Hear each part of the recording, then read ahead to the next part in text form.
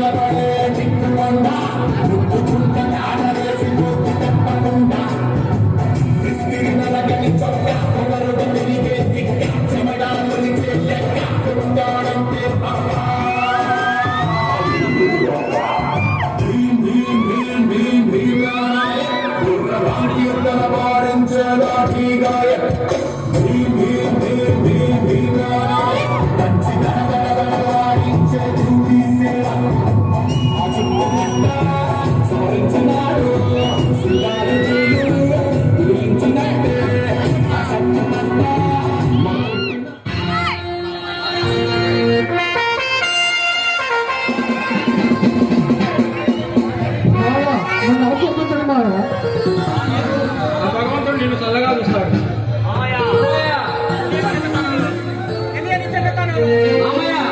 ఎన్నో రోజుల నుంచి మాకు తల్లిదండ్రులు ఎవరో తెలియని రోజున నన్ను సేవ చూసి పెద్దవాడిని చేసి జ్ఞాపితం చేశావు. ఈ జన్మలో తీర్చుకోలేదు బాబు. నువ్వు చాలా దూరం నుంచి ప్రయాణం చేసి వచ్చావు. నీకు విశ్రాంతి అవసరం. నేను అలా మార్కెట్కి వెళ్ళొస్తా.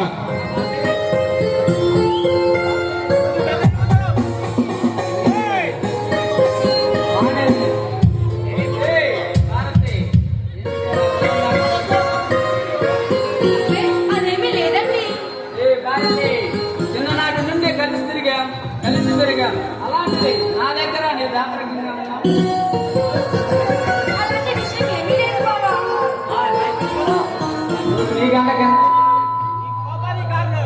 నీ కోపానికి కారణం నేను రావడం లేట్ అయిందనే కదా.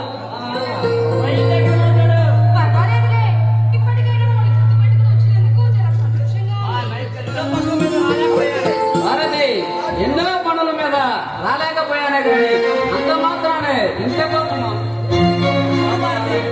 చూడు భారతి, నా హృదయంలో నీకు ఎప్పుడూ చూడండి.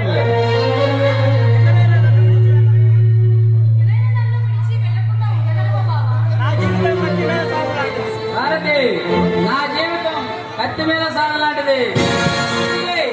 ఎప్పుడు ఏమి జరుగుతుందో నాకు తెలియదు.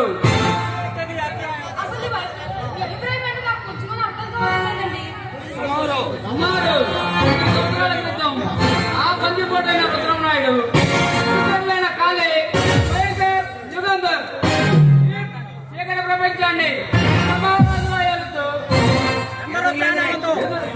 ఎందరో ప్రాణాలతో నాయకుల మానవంగాలు చేస్తూ అంగతనాలు చేస్తూ ఈ రాజ్యాన్ని భయభ్రాంతులు చేస్తున్నారు. ఆ ముఠాన్ని బంధించి ప్రభుత్వానికి అప్పగించే బాధ్యత ఎస్పీ గారు నాకు అప్పగించారు.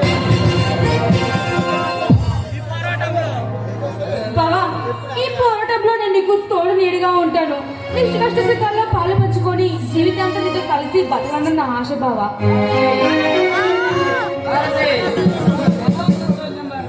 నా కష్ట సుఖాల్లో తోడు పాలు పంచుకున్నా నీకు నా ధన్యవాదాలు. సాయంకాలం సాకారంపూడి అడవుల్లో ఆ బందిపోటు అందించడానికి ఆ పోలీసు దళాలతో బయలుదేరుతున్నాం. ఆ దుర్మార్గులను బంధించి ప్రభుత్వానికి అప్పచెప్పి సంగతి ఎస్పీ గారు నా మీద పెట్టారు. ఇప్పుడే వచ్చి అప్పుడే వెళ్తావు బావా, 2 రోజులు ఉండవచ్చు కదా. వెంటనే వెళ్తున్నానని అంత కోపమా? అయినా నా మాటలు ఎక్కువ కష్టంగానే ఉంటాయి బావా. అయినా మనలో ఎప్పుడు మీరు వచ్చేది? మీ దర్శన భాగ్యం ఎప్పుడో మాకు చెప్తారా?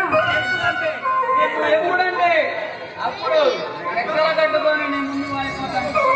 అబ్బో, అబ్బాయి గారు మాటలు బాగా నేర్చారే.